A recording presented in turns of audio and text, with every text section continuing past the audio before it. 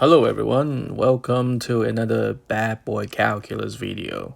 Today we're going to talk about geometric mean theorem. First of all, let's talk about geometric mean. What is a geometric mean? A geometric mean of two numbers, A and B, is simply a square root of a product of those two. For example, if the numbers are 3 and 5, the geometric mean of those two numbers is going to be 3 times 5 square root, which is square root of 15. Pretty simple, right? The next thing we're going to talk about is a geometric mean triangle. What is a geometric mean triangle? It is a right triangle. Looks like a mountain. From the top, you cut it into two pieces. Two more right triangle. That is a geometric mean triangle. Now, there are going to be a few things you need to solve.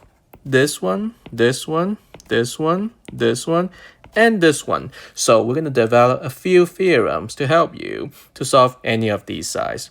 The first one we want to talk about today, it is going to be called the middle finger.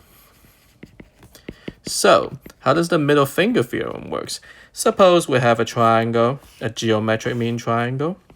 That looks like, again, a mountain cut into two sides, 290 degrees. You will draw a middle finger. Here's how it looks like. Now, to some people, this might not look like it, but the general shape of this will be what we use in this theorem. Now, how does that work? This is step 1, step 2, step 3, and step 4. So when you use this theorem, you simply put it into a fraction. 1, 2 equals to 3, 4. Here's an example. Imagine I have a geometric mean triangle, 90 degrees, cut it into two more 90 degrees. And say this is 3, this is 4, and this is x. Now we're going to draw our middle finger. Step 1, step 2, step 3, and step 4. Now we're going to put into fractions. The fractions are going to be 3 over x equals to x over 4. Now the next step is to cross multiply. You'll be multiplying these two, x squared equals to, you'll be multiplying these two, 3 times 4, 12. X will be square root of 12. You can use it as long as you want to find any of these four sides. Now, the second theorem we're going to be using today is going to be called let's go skiing. So, how would this one work? Let's suppose that we have another right triangle. Cut it into two more right angle, a geometric mean triangle. This time you start from the bottom of the peak. Go one side, it could be left or right. That's your step 1. Step 2 is go up the mountain. Step 3, go down the mountain.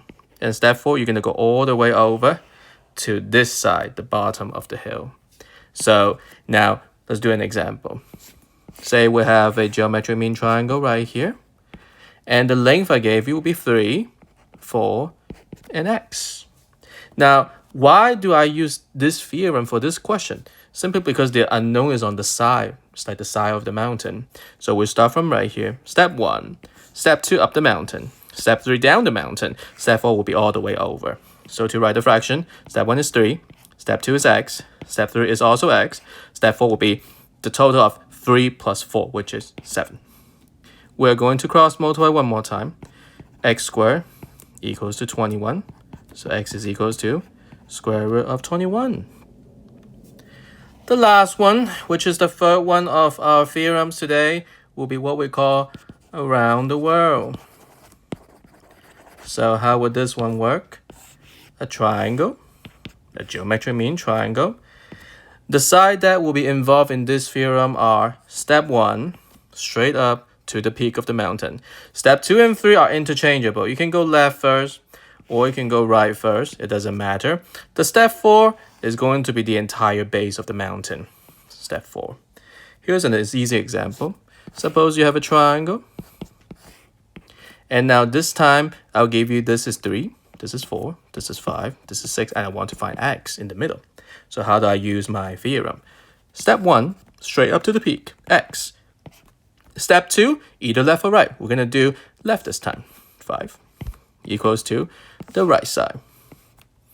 Lastly is the entire bottom, which again is 3 plus 4, 7. We're going to cross multiply those. 7x equals to 35. 7x equals to 30.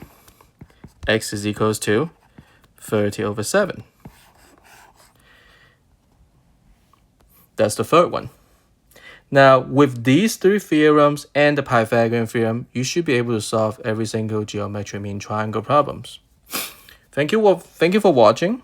If you like the content, please subscribe and like, so when the next video drops, you can learn it right away, and you can become the baddest boy or girl in your school. See you in the next video.